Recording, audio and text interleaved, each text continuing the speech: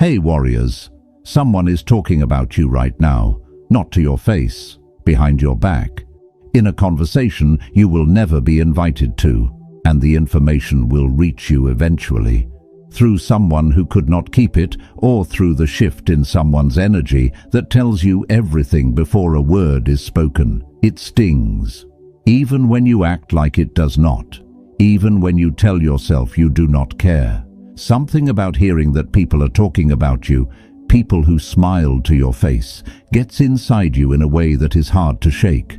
Most people respond by chasing. They try to fix the narrative. They explain themselves to people who were not looking for an explanation. They shrink themselves in public to give criticism less to grab onto. They spend days, sometimes weeks, trying to manage what other people think. And none of it works, because you cannot outrun a conversation you are not in. But here is what changes everything. The people talking about you are not really talking about you. Every single word they say about your life is a window into their own. Every judgment they pass is a confession. Every criticism reveals something about the critic that they cannot see in themselves. Once you understand what they are actually confessing, their words lose their grip completely. That is what today is about. 7 truths about people who speak badly about you. Not to make you bitter or closed off, to make you free, to give you a clarity so sharp that the next time it happens, you feel it and let it go without a second thought. Like this video, drop a comment and subscribe. Let us get into it. Type this in the comments right now and claim it as yours. I rise above their words. Truth 1. They want to be you. The first thing they are carrying is envy, but they will never call it that. They will call it concern. They will call it just being honest. They will say they are only speaking the truth, but underneath all of that is one simple thing. They want what you have built inside yourself. Your discipline, the way you follow through, the way you keep going when things are hard, the way you walk into a room and people feel it. That is not something they can buy or fake.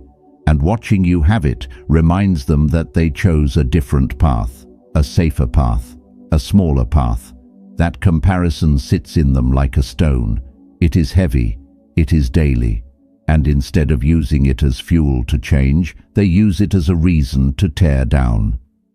Here is why that happens. Change requires admitting that you were not living at your full capacity before.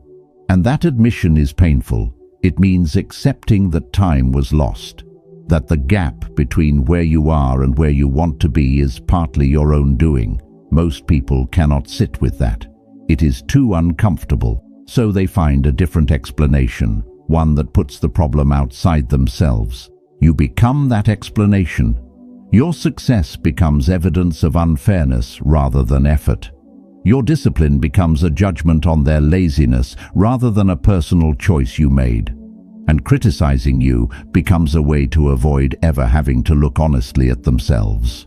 You cannot fix that for them, only they can.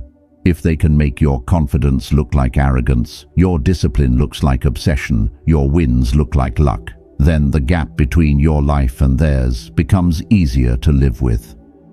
Marcus Aurelius wrote, "When you wake up in the morning, tell yourself, the people I deal with today will be meddling, ungrateful, arrogant, dishonest, jealous, and surly."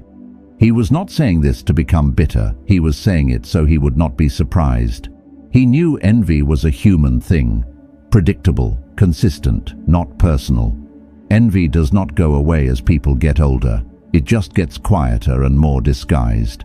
At 20, it is open hostility. At 35, it is unsolicited advice. At 50, it sounds like worry about your choices. The packaging changes. The contents stay the same. Their pain is not yours to manage. You did not create it and you cannot fix it. Making yourself smaller so their envy hurts less is not kindness. It is giving up your growth to protect someone who would not do the same for you. Here is something people rarely say out loud. When you start growing, really growing, consistently, visibly, some of the people closest to you will be the ones who start pulling back. Not strangers, not enemies. People you trusted, people you expected to be happy for you. That is one of the hardest parts of growth. And if nobody warned you about it, it can feel like something is wrong with you, like you did something to deserve it. You did not. You just changed. And change makes people who are not changing very uncomfortable. Stay the course anyway. The people who genuinely want the best for you will still be there, and the ones who only wanted you when you were smaller, that tells you everything you need to know about what they actually wanted. Nobody talks badly about someone they see as beneath them. Nobody tears apart the person who plays small and stays quiet. They only come for the ones who are actually building something, who stand out, who chose to become something and then did the work. That is you. So, take their envy as confirmation, not as pain. Keep building, keep becoming. Let their envy follow you like a shadow. Shadows only exist because something real is standing in the light, and light does not dim itself, so shadows feel more comfortable. It just keeps shining. That is your only instruction. Keep shining.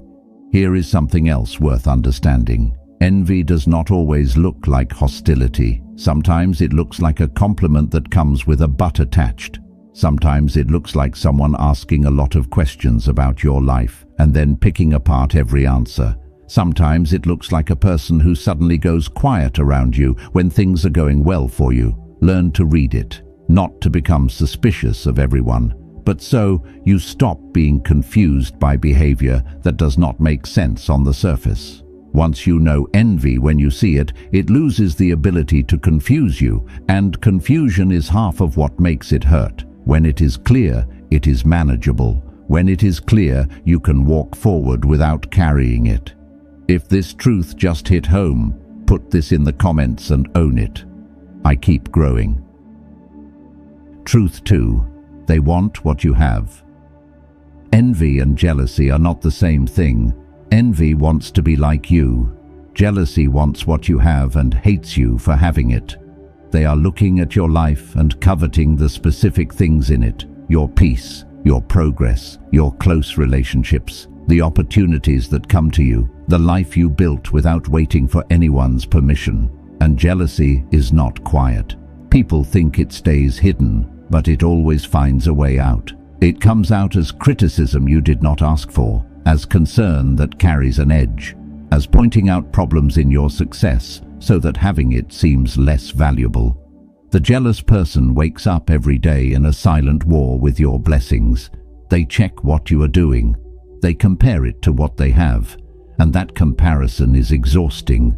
Exhausted people say corrosive things, not to tell the truth, to release the pressure. Think about that. What they say about you is not really about you. It is about the weight they are carrying that has nothing to do with your life at all. You just happen to be visible. You just happen to be nearby. And so the weight lands on you. Once you understand that, really understand it, you stop carrying what was never yours to carry in the first place. Epictetus wrote, "Do not seek to have events happen as you wish, but wish them to happen as they do happen, and all will be well with you." The jealous person cannot do this. They cannot accept where they are while watching you move forward. The gap is too uncomfortable to sit with quietly. So they speak, they point, they try to shrink what you have so their own situation feels less painful. Your peace bothers them because they have none. Your progress bothers them because they stopped moving. Your contentment, the real kind, not performed, is almost unbearable to someone who has not felt it in years. The hardest thing to watch is someone living a life you believe should have been yours, not because they took it from you, but because deep down you know you had the same chance and you did not take it. That is where the sharpest jealousy comes from, not from strangers who have more than you, from people who started from the same place and went a different direction. If someone in your life who knows your background, who knows where you started, who knows what you were like before, if that person is speaking badly about you now, this is probably why. They watched you change. They watched you build. and they are sitting with the reality that they could have done the same and did not. That is their story to deal with, not yours. But here is the truth. Jealousy destroys the person who carries it. They spend their mental energy on your life instead of building their own. They go to sleep calculating your wins. They wake up checking your progress. All of that time and energy gone, wasted on someone else's story. You, meanwhile, are just living. The best response to jealousy is not confrontation. It is not shrinking yourself either. It is simply continuing. Keep building the peace they resent. Keep making the progress that makes them uncomfortable, not to hurt them, because it is your life and it belongs to you. Enjoy what you have built, fully, without guilt. It cost you something real. It deserves to be lived completely. And the next time someone's jealousy reaches you, receive it for what it actually is, not an attack. A signal that what you are building has real visible value, that your life is genuinely worth noticing, that you are doing something that matters enough to affect people. Most people go through their whole lives without building anything that makes others feel something. You are not one of those people, so do not act like one. Keep building. Keep moving. Their jealousy is proof you are on the right track. Take that proof and use it. What is one thing in your life right now that you think makes people uncomfortable? Drop it below. Truth 3. They lack the courage you showed. This one cuts deeper. At some point you made a move that required real courage. You left something that was comfortable but killing you. You started something with no guarantee. You walked away from a situation everyone expected you to stay in. You chose your own path when the people around you did not understand it. And some of the people talking about you right now, they thought about doing the same thing. They planned it. They almost did it, but they did not. The moment passed. Life went back to normal. They stayed. Watching you do what they could not is not inspiring to them, it is accusing. Your move is a mirror showing them exactly where they chose to stop. And that mirror is hard to look at. So, they do not look at it. They criticize your path instead. They find the problems in your decision. They build a case for why you were wrong. Not because you were wrong, but because if you were, their decision to stay starts to look like wisdom instead of fear. This is not a conscious plan most of the time. They are not sitting down and working through the logic. It just feels good to criticize you. It relieves something, and when something relieves internal pressure, people do it again and again without asking why. But you can see the why, and once you see it, you stop taking the criticism personally. It is just pressure looking for a release valve, nothing more than that. Seneca wrote, "It is not because things are difficult that we do not dare. It is because we do not dare that things are difficult." They made everything harder for themselves by not moving. Every day they stood still, the gap grew, and somewhere underneath their words is the awareness that their own choices are compounding in the wrong direction. Courage is not the absence of fear. You were afraid too. You felt the risk. You saw what could go wrong. You moved anyway. That is the only difference between you and the critic. Not talent, not luck. Just the decision to move when fear was present. And that decision compounds. Every time you move through fear, it gets slightly easier. Not because fear disappears, but because your track record with it grows. You have proof now, personal, lived, undeniable proof, that you can walk through hard things and come out on the other side. That proof is yours, and nobody can take it from you. The person who did not move has no such proof. They have only the memory of the moment they stayed still. And that memory does not get easier with time, it gets heavier. So, they talk about your choices because it is easier than sitting with their own. You owe them nothing. No explanation of your thinking, no softening of your story, no downplaying of what it cost you or what it gave you. You walked through something real, own all of it. The person criticizing you from the sideline almost always wishes they had done what you did. The sideline is full of people who planned the journey and never took a step. You are on the road. That is exactly where you belong. One more thing. The person on the sideline is not your enemy. They are just someone who let fear win at a moment when they had the chance to choose differently. That is a painful thing to live with. And their criticism of your path is that pain coming out sideways. You do not have to carry it for them, but understanding it means you can walk past their words without stopping to pick them up. The road you are on is yours. Walk it. Let the distance between where you are going and where they stayed tell the whole story. It will. Time always tells it. If you chose the road over the sideline, drop this below and stand behind it. I moved forward. Truth 4. They are projecting their own pain. This is the most important truth in this entire video. Once you really understand this one, not just hear it, but actually get it, nothing anyone says about you will land the same way again.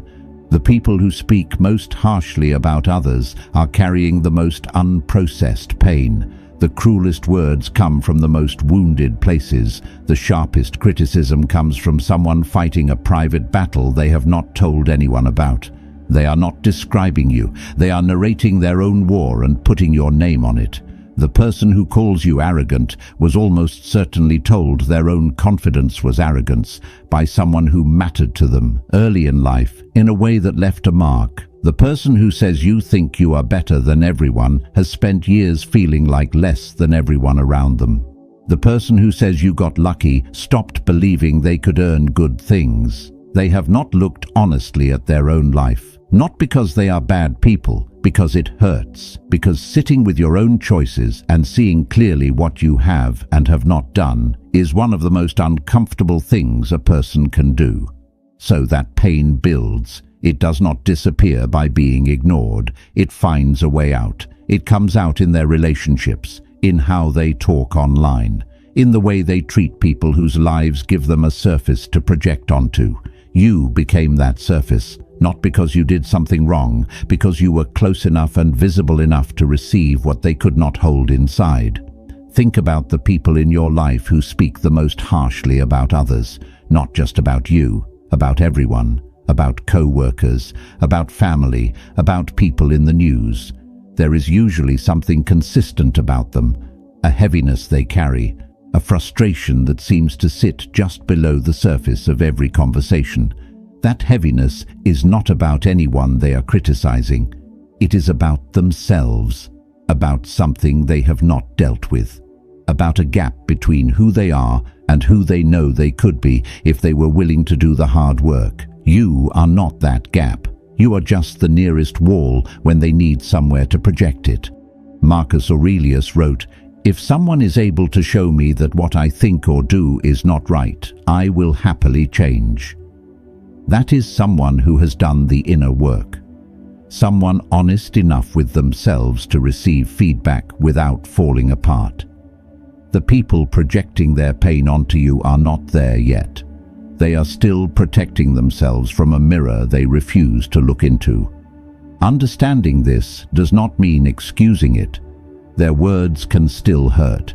Misdirected criticism still lands, but knowing the source changes everything. When you recognize projection, you stop taking the words as truth about you.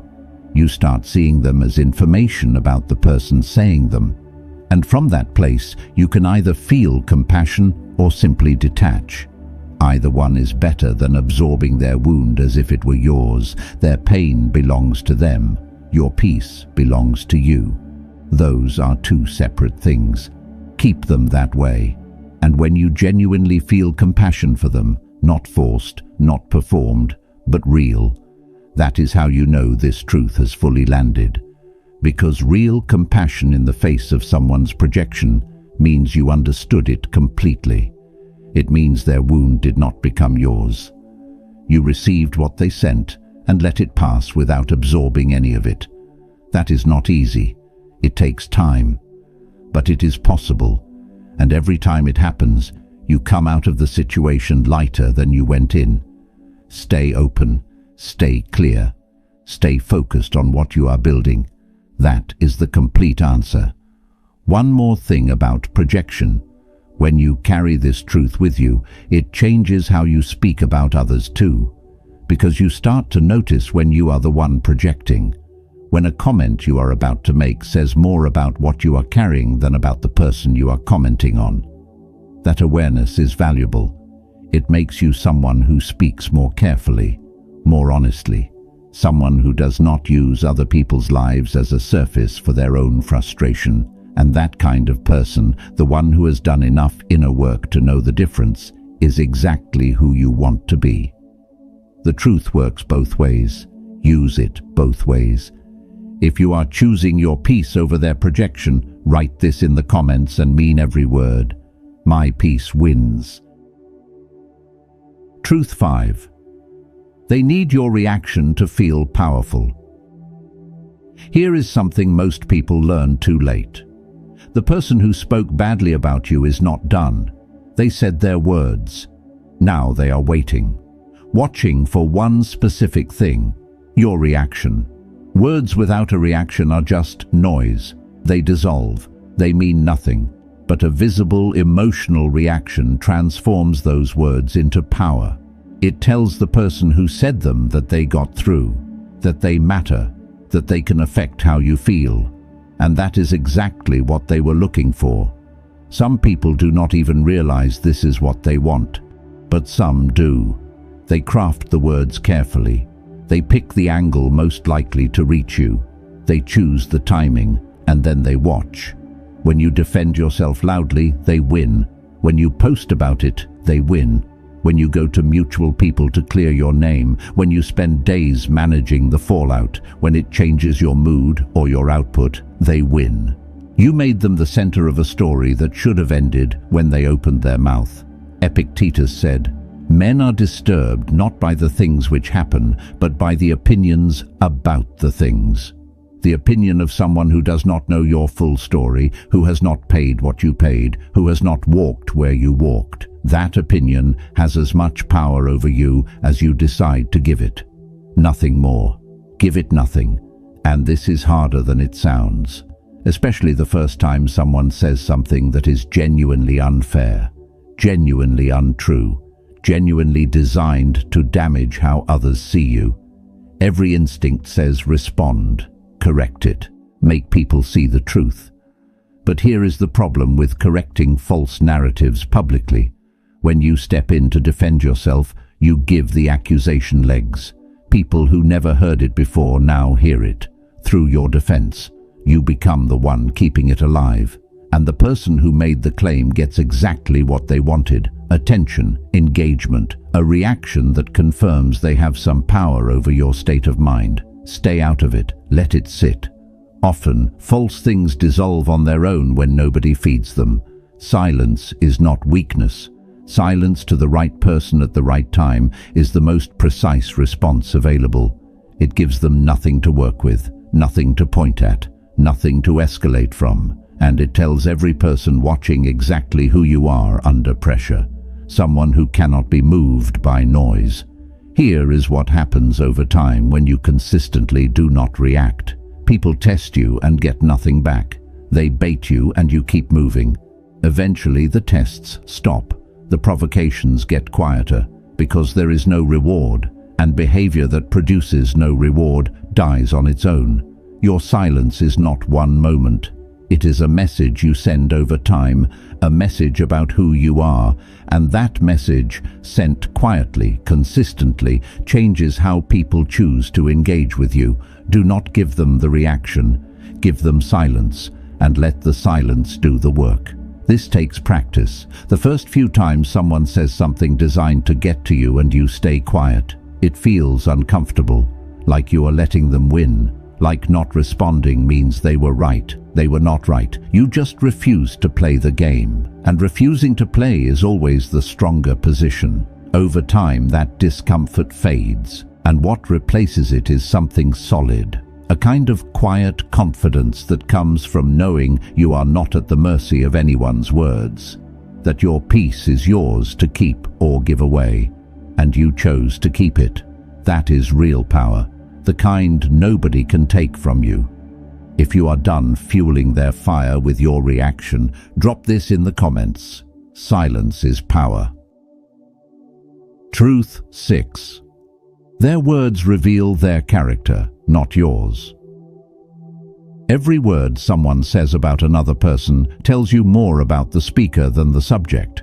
This is one of those things that is easy to agree with in theory and hard to remember in the moment when someone is saying something about you that is not true. In that moment, the instinct is to think about what it says about you, whether people will believe it, whether it will stick. Flip the focus every time. What does this say about the person saying it? When someone speaks badly about you, they are not presenting a fact about your character. They are presenting a fact about theirs.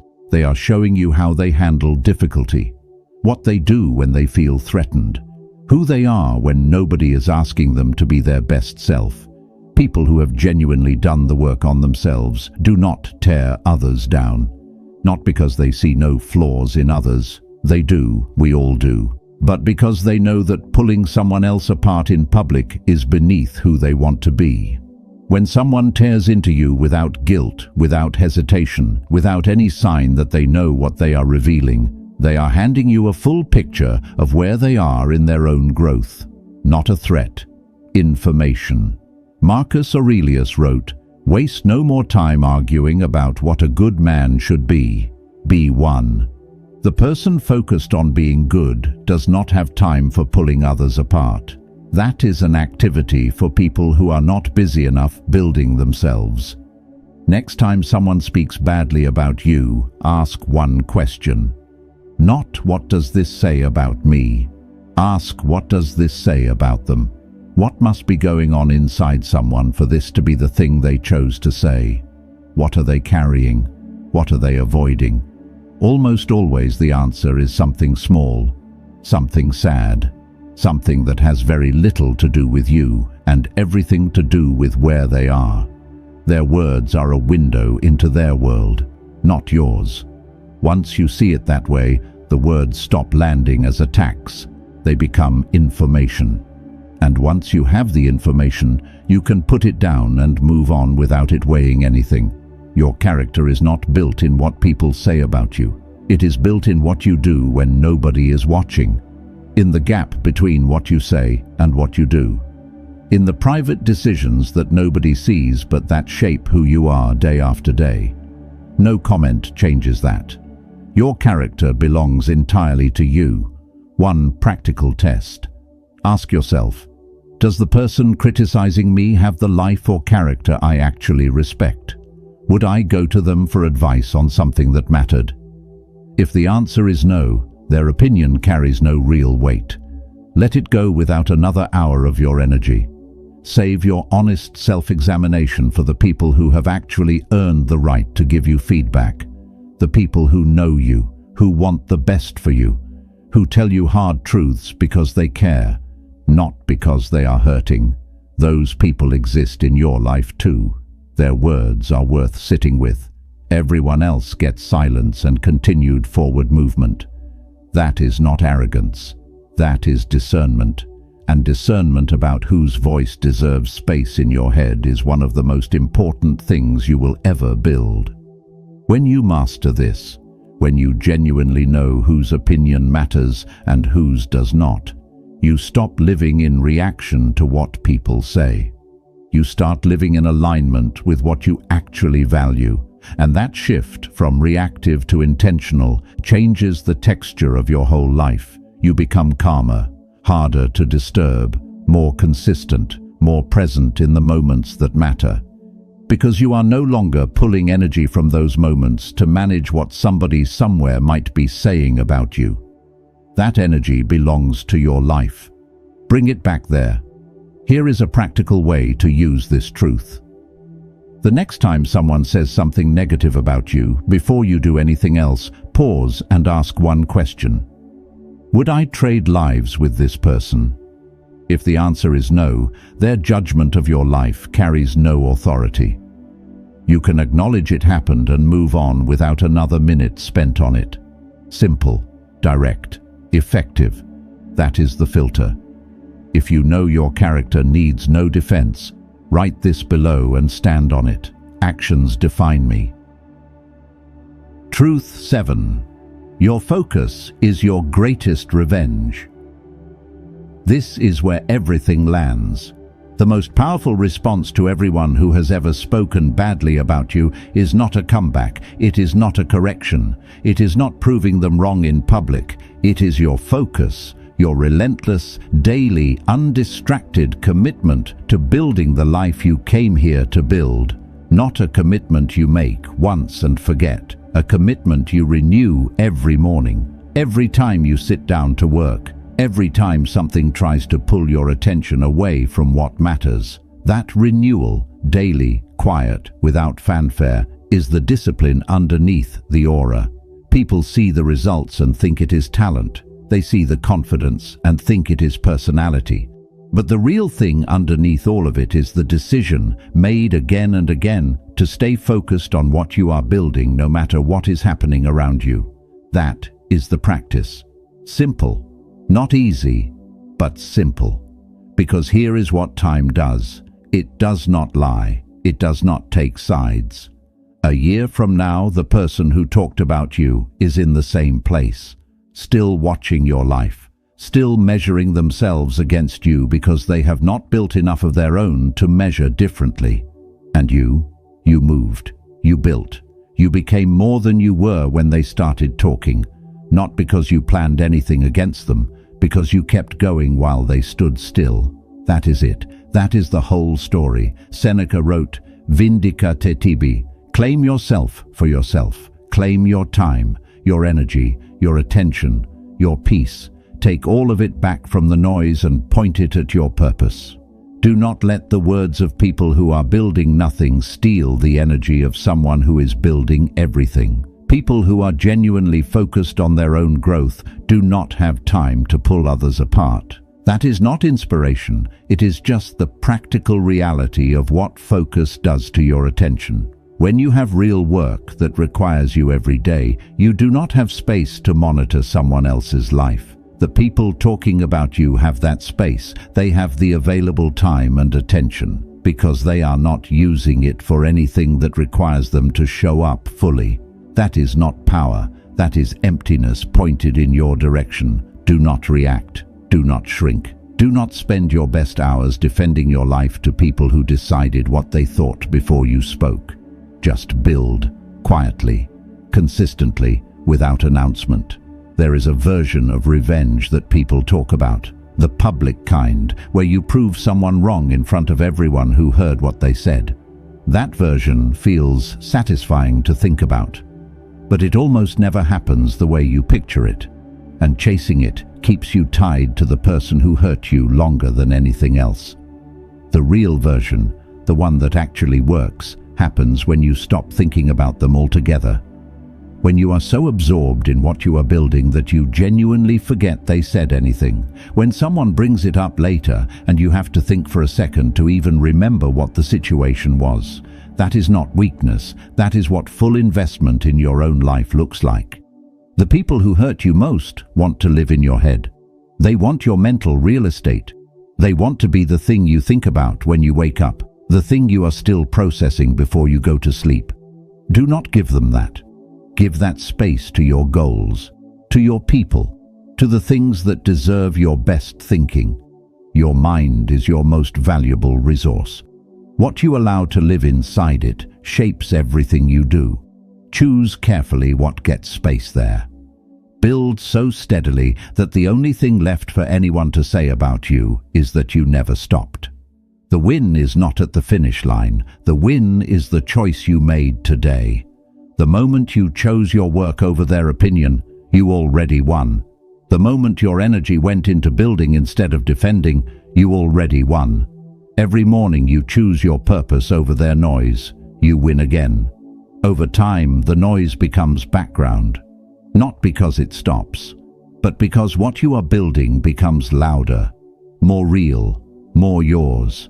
And nothing from outside can compete with that. Their life is over there. Yours is here. Build it. And when you are deep in the building, When you are in a season of real focus and real progress, something interesting happens with the noise. It does not necessarily get quieter, but your relationship to it changes. It stops touching you the same way. It starts to feel distant, like something happening in a different room. That is not indifference. That is what it looks like when your internal world is so full of purpose that there is simply no gap left for noise to fill. Your goals take up space. Your work takes up space. The people you love take up space. And the voices that used to reach you and stay, they pass through instead. That is the destination. Not a place where nobody talks about you. A place where it genuinely does not matter when they do. You get there the same way you get anywhere. One day at a time, one choice at a time, one decision to focus instead of react, to build instead of defend, to keep moving instead of stopping to argue with people who are standing still. Keep making those choices. The rest takes care of itself. And here is what nobody tells you about focus. It is not just a strategy, it is a form of self-respect. Every time you choose your work over their words, you are telling yourself, what I am building matters more than what they are saying. And the more times you tell yourself that through action, the more deeply you believe it. That belief changes everything. How you carry yourself, how you respond to difficulty, how quickly you recover when something goes wrong. Because underneath it all is a person who is no longer waiting for permission or validation from outside. A person who is too busy building to be stopped by words. That person is who you are becoming. Every day you choose focus over noise, you get a little closer. Stay the course. The results will come. They always do for people who do not quit. What is the one thing you are going to stay focused on, no matter what anyone says? Drop it in the comments right now. Now here's the important truth. 7 truths, 1 message. The people who speak badly about you are always carrying something. Envy, jealousy, unexpressed cowardice, pain they have not dealt with, a need for your reaction, a character that shows itself through how it treats others, and an empty life that monitors yours because it has not committed to building its own. None of that is about you. Every single part of it is about where they are and what they are avoiding. You have a choice every time it happens, and it will keep happening. The more you grow, the more visible you become. The more visible you become, the more people who are not growing will have something to say about it.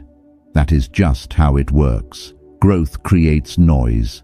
So the choice is not a one-time thing. It is something you make every time the information reaches you, and every time you make it in the direction of your own growth, it gets a little easier.